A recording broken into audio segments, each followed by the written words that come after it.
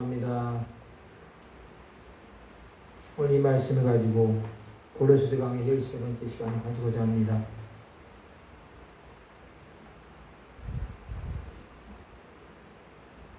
오늘 이 고린도서 3장 12절에 보면 그러므로라고 시작하고 있습니다. 이 그러므로는 이 앞에 있는 것을 연결하는 말씀이라고 볼 수 있습니다. 옛사람과 그 행위를 벗어버리고 라고 9절에서 말씀하고 있습니다. 또 자기를 창조하신 이 형상을 따라 지시기에까지 새롭게 하심을 입은 자인 새 사람을 입었으니 이렇게 말씀하고 있습니다. 이제 새 사람으로 옷을 갈아입고 하나님 아버지께 감사로 나아가라는 말씀이 오늘 골로새서 3장 12절에 17절의 말씀에 나와 있습니다.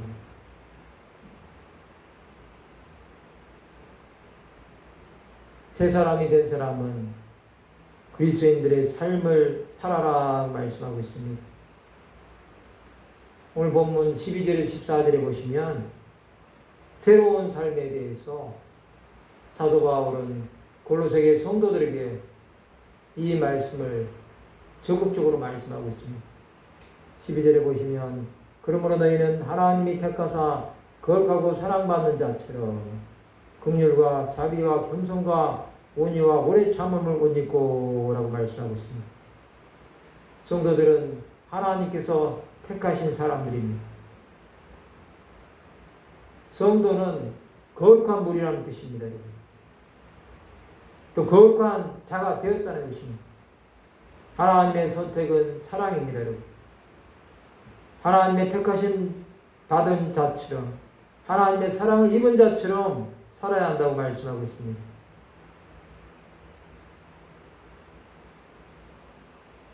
골로새 3장 12절 하반절에 나오는 이 5가지 긍휼과 자비와 겸손과 온유와 오래 참음을 옷 입으라고 말씀하셨는데 이것을 우리는 한 가지씩 살펴보겠습니다. 여기서 말하는 이 긍휼은 원래 의미는 창자와 내장을 말한다고 합니다. 여기에서 사랑과 분노와 같은 감정들이 올라오고 친절함, 자비함, 또 동정심 등이 나옵니다. 바울에게 이 긍휼은 어려운 형편에 있는 사람을 보고 불쌍히 여기는 그런 마음을 말씀하고 있습니다. 이 자비는 인자한 마음을 말하고 있습니다. 자격이 없는 자에게 베풀어 주시는 하나님의 은혜를 말합니다. 예수께서 이 땅에 오실 때 수많은 병든 자들, 귀신 들린 자들을 불쌍히 여겨주셨습니다. 또 귀신을 쫓아내시고 병자들을 고치셨습니다. 이 은혜가 우리의 모든 부끄러움들을 다 거두어 주셨다는 것입니다. 하나님의 자비에 오십니다. 또 겸손이 있습니다. 여러분. 하나님 앞에서 자기의 무능함을 보는 것이고 또 무가치함을 보는 것이고 하나님 앞에서 죄인이라는 것을 스스로 인정하는 것이 겸손이라고 볼 수 있습니다. 예수께서는 하나님과 동등됨을 취할 것을 여기지 않았습니다. 자기를 비워 종의 형체, 그 죄인된 인간의 몸을 입으시고 죄인을 대신해서 죽으셨다고 빌립보서 2장 6절에서 8절에서 말씀하고 있습니다. 또 온유는 여러분 야생마가 길들여진 상태를 말합니다. 모세는 여러분 애굽 사람을 쳐 죽일 정도로 혈기가 심한 사람이었습니다. 그는 광야에서 40년 동안 양을 치면서 미디안 광야에서 하나님으로부터 온유하다는 말씀을 듣는 사람이 되었습니다. 이 모세는 온유함이 지면의 모든 사람보다 낫다고 출애굽께서 말씀하고 있지 않습니까? 여러분, 또 오래 참음이 있습니다. 이 오래 참음은 사람과의 관계 속에서 잘못한 사람에 대해서 보복하지 않고 자기를 절제하는 것을 말합니다. 우리 하나님께서 확신을 주실 때까지 성급하게 판단하거나 결정하거나 행동함으로 오류를 범하는 자가 되지 말아야 된다는 것입니다.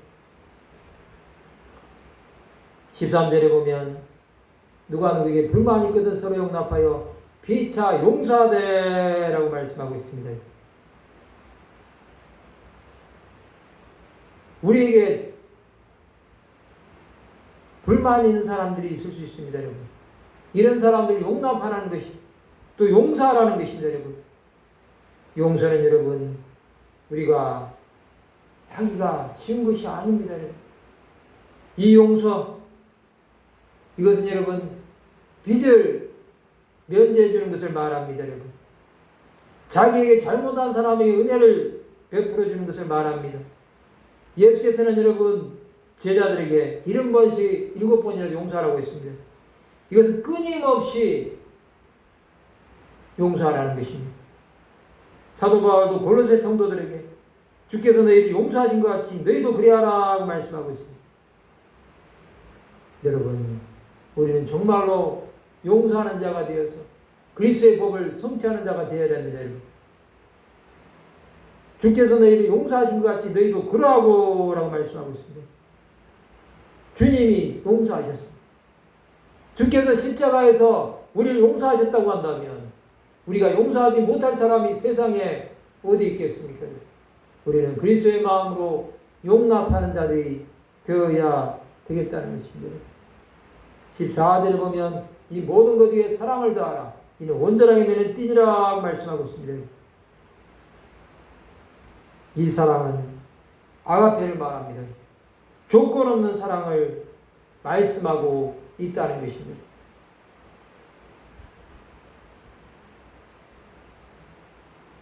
이 아가페의 사랑은 자기 희생의 사랑입니다. 그리스도께서는 이 땅에 오실 때 여러분 하나님께서 사람이 되어서 오셨고 자기 백성들을 사랑하셨고 그들에게 박해를 받으시면서도 그들을 미워하지 않으셨고 그들이 회개하고 돌이켜 하나님께로 돌아가기를 원하셨습니다. 또 자기 사람들을 사랑하실 때 끝까지 사랑하셨습니다. 여러분, 이 아가페는 위로는 하나님을 사랑하고 아래로는 내 형제를 사랑하는 것이 하나님의 가장 큰 계명인 이 두 계명이라고 말씀하고 있지 않습니까?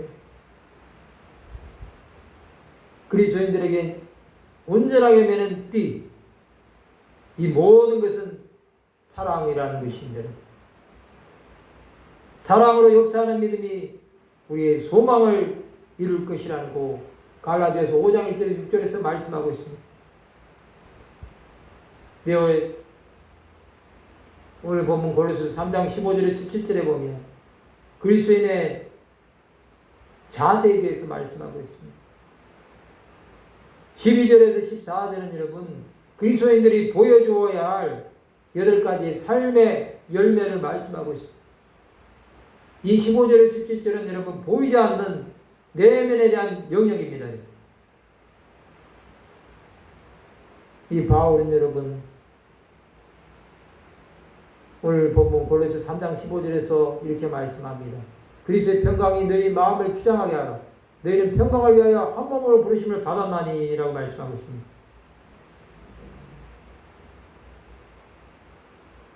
이 본문에서 말씀하시는 것은 여러분 평강과 감사입니다. 그리스도의 평강이 우리 마음을 주장한다는 내 마음을 온전히 그리스도께 드려서 그리스도께서 우리 마음을 주장하시도록 하라는 것입니다. 이 평강은 여러분 그리스도께 온전히 복종함으로 말미암아 되는 마음의 평화로운 상태를 말씀하고 있습니다. 이 평강을 위하여 한 몸으로 부르심을 받았다는 것입니다.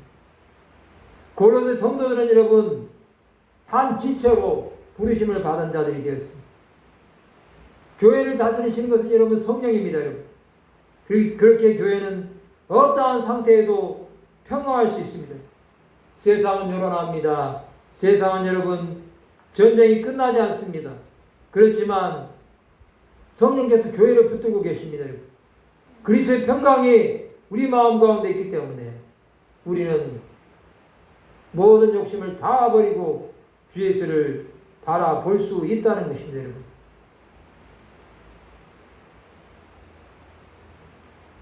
또한 감사하는 자가 되라고 말씀하고 있습니다. 너희는 또한 감사하는 자가 되라고 말씀하고 있습니다.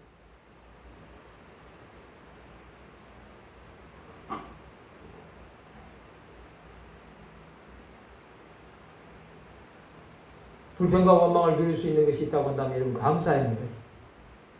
이 감사도 여러분 우리의 마음을 잘 조절해야지 가능하다는 것입니다.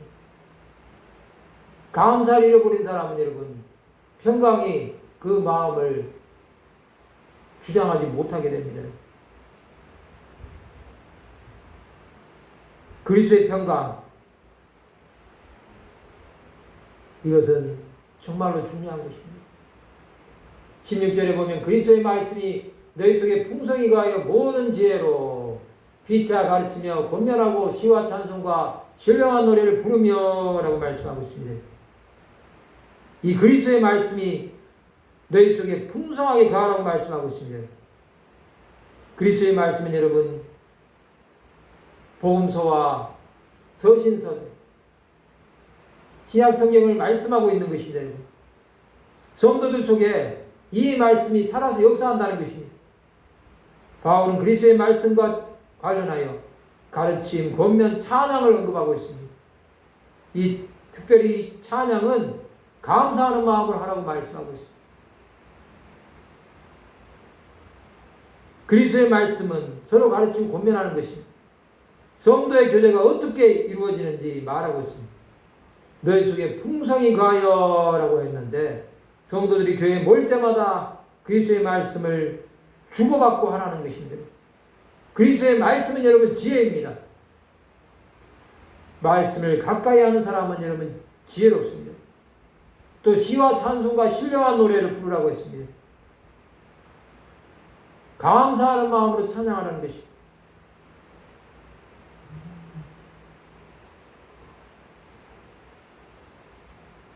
우리는 감사하는 마음으로 여러분 하나님을 찬양하고 예배하는 것을 계속해야 될 것입니다. 이 감사하는 마음으로 하나님을 찬양하고 그를 경배할 때 아버지께서 놀라운 일을 우리 가운데 베풀어 주실 것입니다. 또 17절에 보면 또 무엇을 하든지 말이나 일이나 다 주 예수의 이름으로 하고 그러니 뭐 하나님 아버지께 감사하라고 말씀하고 있습니다. 무슨 일이든지 주 예수 이름으로 하는 것. 이것은 여러분 주 예수 이름으로 하는 그 모든 것들이 하나님 아버지께 감사해야 된다는 것입니다. 요한복음 14장 13절에 14절에 보면 너희가 내 이름으로 무엇을 구하든지 내가 행하리니 이는 아버지로 하여금 아들로 말미암아 영광을 받으시게 하려 함이라. 내 이름으로 무엇이든지 내게 구하면 내가 행하리라 말씀하고 있습니다. 그렇다고 한다면 여러분 우리는 어떻게 살아야 되겠습니까? 5가지를 말씀드렸습니다. 긍휼, 자비, 겸손, 온유, 오래 참음을 옷 입어야 된다고 말씀드렸습니다. 이 말씀으로 여러분 우리는 세상 가운데서 정말로 그리스도인답게 죽어가는 영혼들에게 이 5가지의 열매를 통해서 많은 사람들을 살리는 데 쓰임을 받아야 되겠습니다. 또 여러분 불만이 있거든 서로 용납하고 또 용서해주고 모든 것에 사랑을 다하라고 말씀드렸습니다. 우리는 정말로 그러한 자가 되어야 됩니다. 여러분, 우리는 예수께서 70번씩 7번이라도 7번뿐 아니라 7번을 70번까지라도 용서하는 거죠. 우리가 끊임없이 우리에게 죄를 짓는 자들에게 용서를 할 수 있는 그러한 하나님의 사람들이 다 되기를 바랍니다. 또한 평강의 마음을 주장하고 모든 지혜로 피차 가르치고 권면하고 찬송과 신령한 노래로 감사하라고 말씀드렸습니다.